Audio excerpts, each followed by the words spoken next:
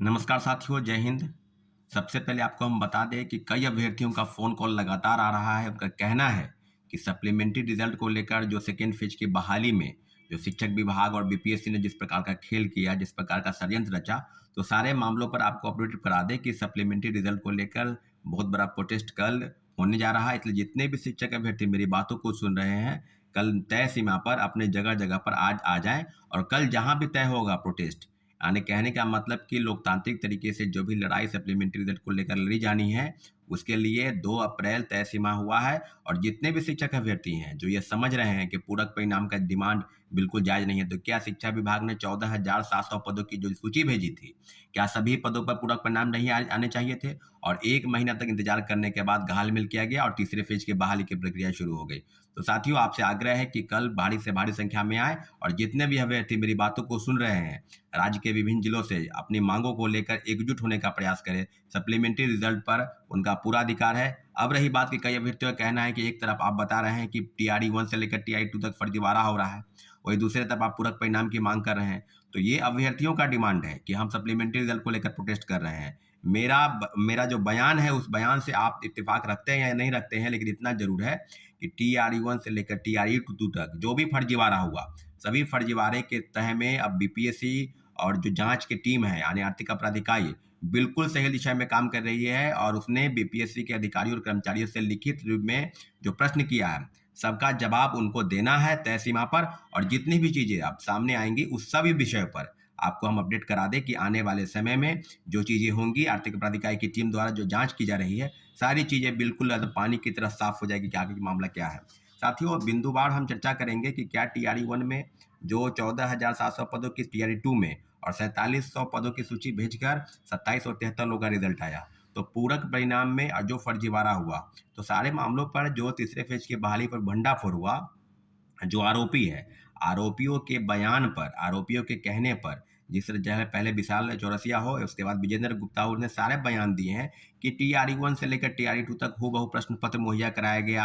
अब सारी चीज़ें बिल्कुल अब सामने आ रही है। अब बताइए, पटना के 90 फीट में एक सेंटर बनाया गया था, जहाँ से लोगों को परीक्षा केंद्र में पहुँचाने की, प्रश्न पत्र मुहैया कराने की और कई चीज़ों की जानकारी वहाँ से सामने आ गई है कि आर्थिक अपराध इकाई ने बिल्कुल अब उत्तर प्रदेश से इसके लिंक आ रहे हैं। उत्तर प्रदेश के कई सेटिंग-गेटिंग के तहत कई शिक्षा माफियाओं और जो सरगनाओं हैं, शिक्षा के सरगना, उनके साथ उनकी बातचीत हो रही है। तो इस मामले में क्या उत्तर प्रदेश के तमाम जिलों में, चाहे तमाम शहरों में, जैसे कि आपको बता दें कि बनारस हो, लखनऊ हो, कानपुर हो, इलाहाबाद हो, गोरखपुर हो, आदि सब जगहों पर छापेमारी चल रही है। और हजारीबाग से जो गिरफ्तारी हुई, उसमें महिलाओं को तो बेल मिल गया है, परंतु लगभग 300 के आसपास की जो गिरफ्तारी हुई थी, उसमें सारे शिक्षक अभ्यर्थियों का मैं बार-बार बीपीएससी से आग्रह कर रहा हूँ कि आप पूरा डाटा, पूरा नाम पता उसके ज़ाहिर करें कि कौन-कौन लोग गिरफ्तार हुए हैं, उनका क्रमांक क्या है, किस सब्जेक्ट में वो परीक्षा में बैठने वाले थे, टीआरई 1 से लेकर टीआरई 2 तक जो भी फर्जीवाड़ा हुआ है, सारे का बिंदुवार चर्चा आपको हम बताते चले कि आने वाले समय में इस तरह की चीज़ें हो रही है।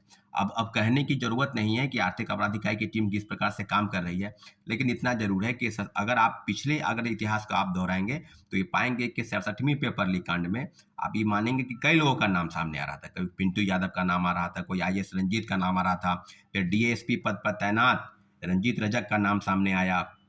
उसमें कइयों लोग, सैकड़ों लोग की गिरफ्तारी हुई। अभी जो मामले सामने आ रहे हैं, उसमें रंजीत रजक सस्पेंड हो गए, फिर उनको कोर्ट में जेल गए, फिर उसके बाद वो फिर सस्पेंशन उनका रिवॉक हो गया, फिर वो जॉइन कर लिए। तो कई चीज़ें बिल्कुल अब इस सामने में है कि क्या 67वीं पेपर लीक कांड में कई जो बातें सामने आ रही थी, उस पर लीपापोती हो गया। तो क्या उसी प्रकार से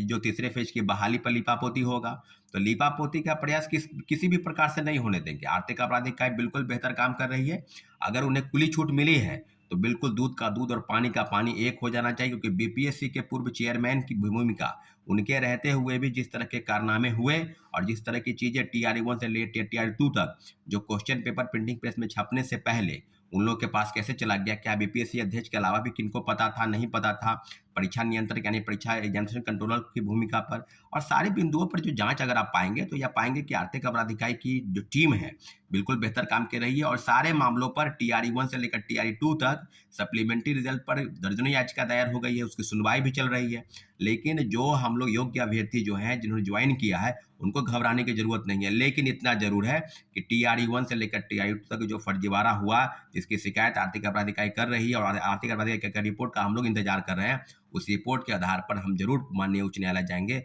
और सारे लोगों पर जो बड़े पैमाने पर फर्जीवाड़ा डॉक्यूमेंट के आधार पर या सेटिंग गेटिंग के तहत बहाल हो गए हैं वो आप समझ ले कि आपकी नौकरी किसी भी हाल में बचने नहीं जाएगी। हम लोग पूरा प्रयास कर रहे हैं कि माननीय उच्च न्यायालय के शरण में जाकर और सब मामलों की तहकीकात करें कि क्या TRE 1 से लेकर TRE 2 तक जो भी फर्जीवाड़ा हुआ बिंदुवार चर्चा होगी और जितने भी योग्य अभ्यर्थी हैं वो सारे को घबराने की जरूरत नहीं है, लेकिन इतना जरूर है कि लड़ाई को अंतिम मकाम तक पहुंचाने के लिए माननीय उच्च न्यायालय जरूर जाना होगा। इसके लिए BPSC और आर्थिक अपराध इकाई की टीम जो जांच कर रही है उसके सारी बिंदुओं पर हम लोग चर्चा करेंगे और आने वाले समय में जिस प्रकार से होगा, इसलिए पुनः आपसे आग्रह करते हैं कि सप्लीमेंट्री रिजल्ट की मांग को लेकर जो भी प्रोटेस्ट कल हो रहा है उसमें आप बढ़ चढ़ के हिस्सा लें और सरकार के समक्ष अपनी बातों को रखें साथियों। ठीक है, धन्यवाद, जय हिंद।